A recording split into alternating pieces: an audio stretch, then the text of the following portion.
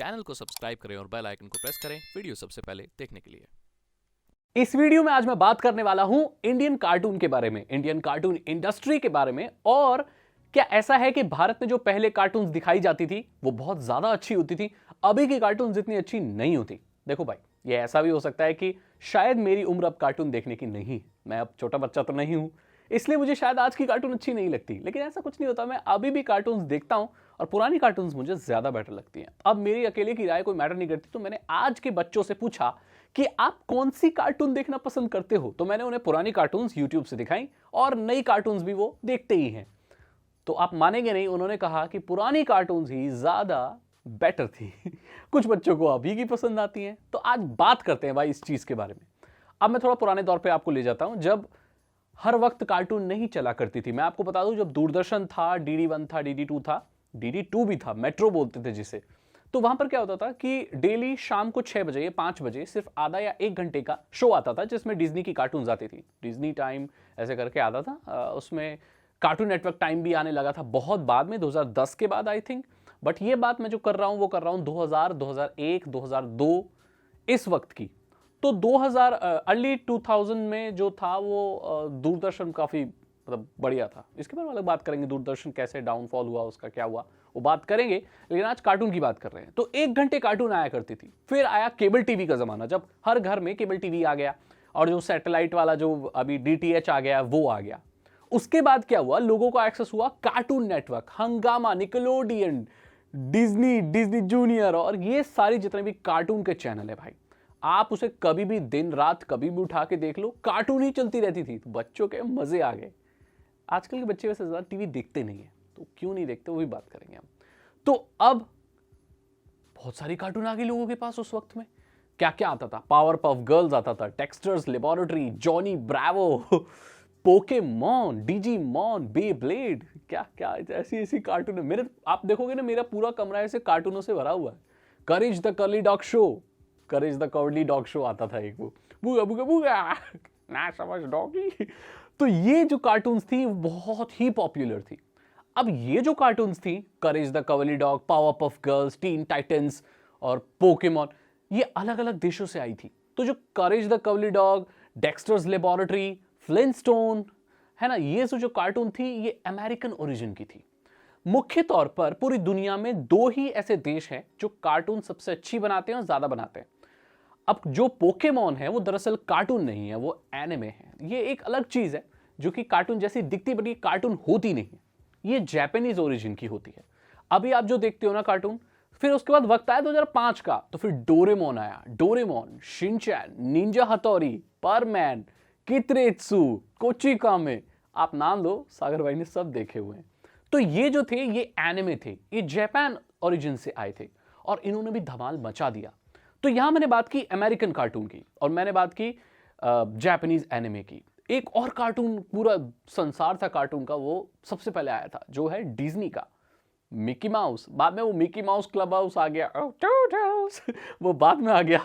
लेकिन डिज्नी की जो कार्टून्स हैं, Donald duck, Mickey mouse, DuckTales, तो ये सारी जो चीज आई सारी बहुत पॉपुलर थी। और जो डिज्नी का तो आपको ओरिजिन पता ही होगा। अब बात करते हैं भारतीय कार्टून की। Motu Patlu, Oggy and the Cockroaches शायद फ्रांस की कार्टून है, बट ओए क्या कर रहा है इस तरह की आवाज है उसमें। अभी क्या कार्टून है, छोटा भीम, छोटा भीम और मोटू पतलू और चड्डी बड्डी, सिंघम, और ये सारी कार्टूनें आती हैं। अब ये कार्टूनों का बजट बहुत कम होता है, इनकी कोई स्टोरी लाइन नहीं होती, ये कब कहां क्या कर रहे हैं कुछ पता नहीं है। और इनफैक्ट मैंने तो ऐसी कार्टून्स भी देखी हैं जहां पर स्लैंग इस्तेमाल किए जा रहे थे। तो बच्चे मतलब अगर आप इंडियन कार्टून बना रहे हो, जब इंडियन कार्टून्स बनी थी ना, जब छोटा भीम और ये सब आ ही रहे थे, तो ये सोचा था कि भाई बच्चों को कुछ वैल्यूज या कुछ ऐसी चीजें सिखाएंगे, कोई नई स्टोरी लाइन लाएंगे। आपको पता नहीं है पोकेमॉन की क्या स्टोरी थी। पोकेमॉन की जो स्टोरी, जोटो जर्नीज उठा के देख लो, इंडिगो उठा के देख लो, उसमें पूरा एक उनका किरदार था, एक अलग दुनिया थी, एक पूरी स्टोरी लाइन थी कि अलग अलग बैजेस जीतने हैं, उसे अलग अलग जिम्स में जाना, अलग अलग पोकेमॉन टाइप होते हैं, एक अलग दुनिया थी। मैं तो एक स्नैक आता था चीटोज, वो सिर्फ इसीलिए खरीदता था क्योंकि इसमें वो मल्टी कार्ड आता था जिसमें वो ऐसे ऐसे करते थे तो पोकेमॉन उसमें नजर आते थे। बहुत क्रेज था पोकेमॉन का, अब इतना शायद नहीं है। तो भाई अभी की जो कार्टून्स है उसमें कोई स्टोरी लाइन नहीं है। मतलब छोटा भीम बैलगाड़ी पे बैठकर अफ्रीका जाता है और वहां के लोगों से हिंदी में बात करता है। कोई लॉजिक है? कोई लॉजिक है? उनके साथ में एक टकला बच्चा रहता है जो जिसके पास पहनने के लिए कपड़े नहीं है, राजू, और वो पूरी दुनिया को बचाता है। राजा के पास अगर कोई प्रॉब्लम आती है तो वो सिपाहियों को, अपने सेनापति को नहीं बोलता है, वो भीम को बोलता है। और भीम लड्डू खा के इतना पावरफुल हो जाता है कि मतलब वहां के बच्चे पूरी दुनिया को बचाए हुए हैं, वहां के बड़े लोग किसी काम के ही नहीं है। और बड़े लोगों में जो एनिमेशन किया गया है वो सारे लोग एक जैसे दिखते हैं और वो कालिया है एक जो बच्चा है, लेकिन काम उसके बड़े के हैं। मोटू पतलू में एक आदमी है जो समोसे खाता है और उसकी पावर आ जाती है। हालांकि ये समोसे खाना, पालक खाना, ये तो पोपॉय द सेलर मैन भी करता था लेकिन आज की कार्टून्स जो इंडिया की होती हैं उनका बहुत बजट कम होता है। एनिमेशन और स्टोरी लाइन के नाम पे तो वो जीरो होते हैं। ज्यादातर कार्टून्स की डबिंग इंडियन डबिंग वाले जो मिमिक्री आर्टिस्ट या डबिंग वाले जो लोग होते हैं वो करते हैं, वॉइस ओवर देने वाले लोग करते हैं। और वो ज्यादातर बॉलीवुड मूवीज की जो कॉपी करते हैं। तो इससे आप पता लगा सकते हैं कि कार्टून का स्तर अब क्या हो गया है। ये शायद ऐसा हो सकता है, मैं दोबारा बोल रहा हूं, ऐसा हो सकता है ये सिर्फ मुझे ही लग रहा हो क्योंकि मेरी उम्र थोड़ी ज्यादा हो गई है। अब थोड़ी ज्यादा मतलब इतनी भी ज्यादा नहीं हुई है, बट अब मैं एक छोटा 5 साल का बच्चा तो नहीं हूं ना, तो शायद मुझे इसलिए लगता है। तो अब वजह देखते हैं। देखो भाई, जो बाहर की कार्टून्स होती है उनको दिखाने में ज्यादा पैसा लगता है। तो अगर किसी चीज को दिखाने में ज्यादा पैसा लगता है, वो महंगी होती है, आपको क्या लगता है एनिमे सस्ते होते हैं? कई एनिमे तो ऐसे हैं कि आपके जो मूवीज होती है नॉर्मल उससे भी ज्यादा बजट के होते हैं। वहां पर पीछे में बहुत अच्छे स्टोरी लाइन लिखने वाले लोग होते हैं। एनिमे की स्टोरी, ओ माय गॉड, क्या बात कर रहे हैं आप, बहुत अच्छी स्टोरीज होती हैं वहां पर। पुरानी कार्टून्स की भी स्टोरी बहुत अच्छी होती थी। शिनचैन एक ऐसी कार्टून है जो एनिमे है, बहुत ही ज्यादा कमाल है। मैंगा एनिमे का बहुत वहाँ पर कल्चर है, जापान में बहुत पूछते हैं। इंडिया में भी आजकल तो बहुत ज़्यादा एनिमे का वो हो रहा है। बीटीएस, के पॉप, एनिमे, जापान और कोरिया और यहाँ के एशियन कंट्रीज ने हमें बहुत कुछ दिया है, राइट। तो क्या होता है कि ये सस्ती पड़ती हैं जो ये भारत में बनती है। भारत में एनिमेशन को अभी भी लेकर लोग as a career wise serious नहीं लगते मुझे, क्योंकि इस तरह की कार्टून अगर बन रही हैं तो मतलब क्या है, 2D कार्टून से भी ज़्यादा अजीब कार्टून होती है। जो मेन कैरेक्टर्स होते हैं उनके फेस तो ठीक होते हैं, बाकी जो क्राउड होती है वो सब एक जैसे ही दिखते हैं बिल्कुल मेहनत की गई नहीं होती उसमें। पुरानी कार्टून उठा के देख लो, आज से 20-30 साल पुरानी कार्टून में भी बड़ी मेहनत की गई होती है। बल्कि उस जमाने में तो इतना टेक्नोलॉजी होती भी नहीं थी, लेकिन आज ये बिल्कुल मेहनत करते ही नहीं है। जो उनके कैरेक्टर हैं वो बड़े वो वीक हैं, स्टोरी लाइन के नाम पर कुछ भी नहीं है, लैंग्वेज और डबिंग इतनी बेकार की गई है कि इतना सर दर्द होने लगता है उन्हें देखकर,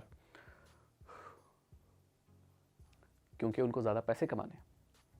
बाहर के अगर कार्टून दिखाएंगे तो उसमें तो लागत ही इतनी लग जाएगी, बचेगा कम। लेकिन इंडियन कार्टून सस्ती बन जाती है, इसीलिए अब उसमें जो प्रॉफिट मार्जिन है ज़्यादा है। इट्स ऑल अबाउट बिजनेस, और बिजनेस कोई बहुत गलत बात नहीं है। लेकिन अब इस चीज़ की वजह से बच्चों ने कार्टून देखना बंद कर दिया, और कार्टून के नाम पर अब सिर्फ मैं सच बता रहा हूँ, मैं तो देखता ही नहीं हूँ टीवी पे। कभी शिनचैन देख लिया थोड़ा बहुत, डोरेमोन देख लिया थोड़ा बहुत, बाकी नहीं देखता मैं, क्योंकि अब वो बात नहीं रही। अगर कार्टून नेटवर्क की बात करें, कार्टून नेटवर्क कितने अच्छे शो दिखाया करता था, लेकिन उसका बिगाड़ा और बर्बाद तभी हो गया वो जब वो इंडियन कार्टून्स दिखाने लगा। अगर वो बाहर की कार्टून को ही डब करके हिंदी में बार बार दिखाता रहता अब भी, तो मैं कह रहा हूं अभी से ज्यादा टेलीविजन जो उनके टीआरपी है, टेलीविजन रेटिंग पॉइंट है, वो बहुत हाई होते। कुछ नहीं करना था, पुरानी कार्टून को ही दिखाते रहो, बट उनको पैसे प्रॉफिट मैक्सिमाइजेशन करना था शायद, या वो कोई नई चीज ट्राई करना चाहते थे, तो ये हो गया है। अभी भी अगर आपको पुरानी कार्टून देखनी है तो कार्टून नेटवर्क को रात को देख सकते हो। रात को 12 बजे से सुबह 5 बजे तक रात में वो दिखाते हैं पुराने वाले शोज, लेकिन कोई फायदा नहीं है, क्योंकि जो देखने वाले बच्चे हैं वो रात भर थोड़ी जगते हैं। हमारे जैसे लोग तो जगते हैं, बट बच्चे छोटे नहीं जगते। तो ये वजह है, प्रॉफिट मैक्सिमाइजेशन एक बहुत वजह है, वीक स्टोरी लाइन एक वजह है, और प्रॉपर एनिमेशंस भी एक वजह है। ये वजह है कि आज की जो इंडियन कार्टून्स हैं वो अच्छी नहीं है, और अभी भी लोग अपने करियर को ऐसे एनिमेशन की तरफ ज़्यादा इतना नहीं ले जा पा रहे हैं। और हमारे यहाँ स्टूडियोज़ तो हैं, बट इतना अच्छा बड़े बजट का काम नहीं होता।